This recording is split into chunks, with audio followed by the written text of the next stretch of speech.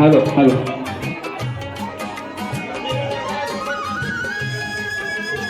Hello hello सुस्वागतम. आज दिनांक 18 मार्च 2024 या दिवशी आणि उद्या 19 मार्च 2024 गुढीपाडवा आपल्या मराठी वर्षाचा पहिला दिवस नवीन वर्ष सुरू होत आहे. त्या गुढीपाडव्याच्या औचित्य साधून आज जिल्हा परिषद शाळा चौसा तांबडवाडी या ठिकाणी विद्यार्थी विविध गुणदर्शन कार्यक्रम आपण आयोजित केलेला आहे. तर यात कार्यक्रम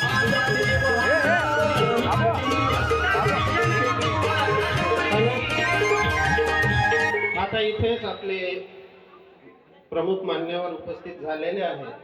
आमचे अध्यक्ष कुरटे भाऊ, घाणेकर मॅडम, निवाते मॅडम, त्याचप्रमाणे नाचरेताई, हेदरेताई, त्यानंतर घाणेकर भाऊ, ज्ञानेश भाऊ, बबन भाऊ, त्यानंतर चंदू भाऊ, आमचे महादेव.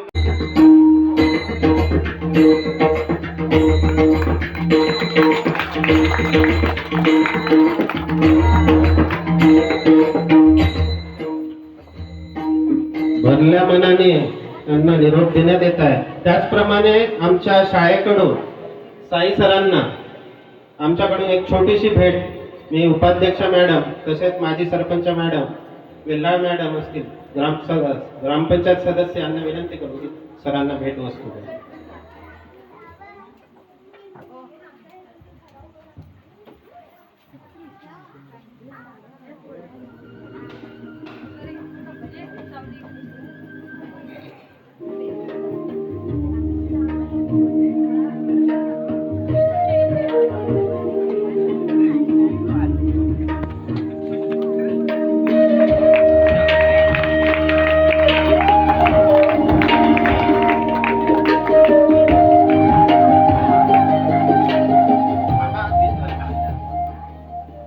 सर आज जून संपलेला नाही.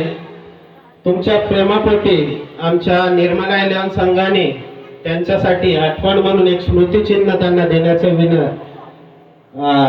आवड दाखवलेली आहे. त्यासाठी त्यांचं स्मृतिचिन्ह देण्यासाठी मी कृष्णा वाघे काका व तसेच सचिन पुळे भाऊ यांना विनंती करतो की साई सरांना स्मृतिचिन्ह अर्पण करा.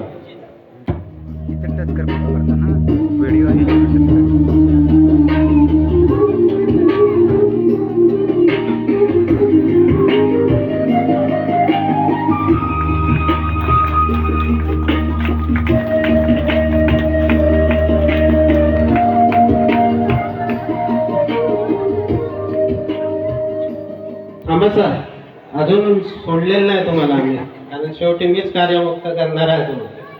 तरी तुमचा या 2 वर्षात आमच्या सोबत, आमच्या वाडी सोबत तुमचा जोही काय अनुभव असेल तो थोडक्यात आमच्यापर्यंत पोहोचवा, आम्हालाही बरं वाटेल. थोडक्यात तुमचे मनोगत व्यक्त करा. आमचे सर्वांना नमस्कार. खरंच आलो तेव्हा या वाडीत किंवा या गावात आलो त्यावेळी जरा भीती वाटत होती, कारण आमच्या इकडे म्हणणं होतं की कोकणात जरा सगळे स्ट्रिक असतात, थोडे जरा शिक्षकांची चूक झाली तर सगळं समाजाचं लक्ष असतं. पण इथं तसं काही जाणवलं नाही. सगळ्यांनी भरभरून प्रेम दिलं. मुलांसोबत सुद्धा खेळामेळीच्या वातावरणात सगळं ते 2 वर्ष कसे गेले हे कळलं नाही. भविष्यात जर का मी इथून जात असेल तरी पण आपल्या सगळ्यांची आठवण येत राहील. काही इथे असे अनुभव आहेत का जे न विसरण्यासारखे आहेत. आपल्या सगळ्यांचे जाताना प्रेम घेऊन जाईन. कधी इकडे आलो तर नक्की शाळेला व्हिजिट करेन, सगळ्यांचे भेटीगाठी घेईन. तसेच बोलायला लागलं तर इथे सगळ्या वाडीने एक शिक्षक म्हणून नाही तर एक मुलाप्रमाणे सांभाळ केला. कधी कोणीही उलट बोललं नाही. काही असली गरज तर प्रत्येकाने विचारलं सर काही प्रॉब्लेम आहे का, काही समस्या आहेत का सांगा, असेल तर आपण सोडवू. पण कधी असं परकेपणाची जाणीव होऊ दिली नाही.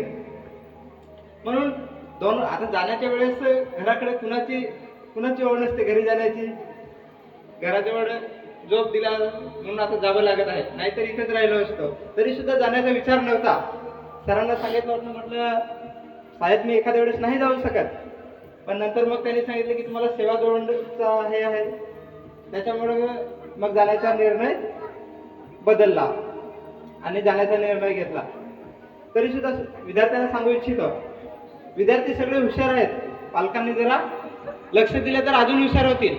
कारण प्रत्येक मूल आपल्या शिक्षका सगळ्या विद्यार्थ्यांवरती लक्ष नाही ठेवू शकत. पण प्रत्येकाने 1 तास जरी का घरी संध्याकाळी अभ्यास घेतला ना, तरी भविष्यात पुढं पोरं आपल्या शाळेचं किंवा आपल्या आईवडिलांचं नाव पुढं नेतील.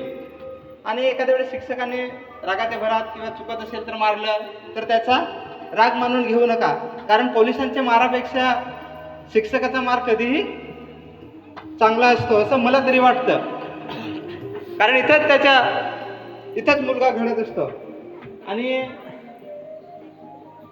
मागच्या वर्षीचा अनुभव आले खेळाचे, तसेच हा गॅदरिंगचा अनुभव. सरांनी त्यासाठी स्पेशल नियोजन केलं की तुम्ही जाण्याच्या अगोदर हा कार्यक्रम होणं गरजेचं आहे, नाहीतर तुम्ही गेलेत तर मग सगळ्यांची भेटीगाठी राहून जातील. तसेच अंकुर सरांनी पण कधी असं परकेपणा जाणवू दिला नाही. नेहमी काही प्रॉब्लेम आला तर त्यांनी सांभाळलं, एका लहान भावाप्रमाणे मार्गदर्शन केलं. ऐन वेळेस गरज पडली तर ते पाठीशी मोठ्या भावाप्रमाणे उभे राहिले. आणि हे सगळं काय माहिती, पण ते सगळ्यांचं कसं प्रेम मिळालं आणि सगळ्यांची कशी जेवढी जमली. आता बोलताना मोठा गेडा दाटून यायला लागलाय, म्हणून इथंच थांबतो. धन्यवाद.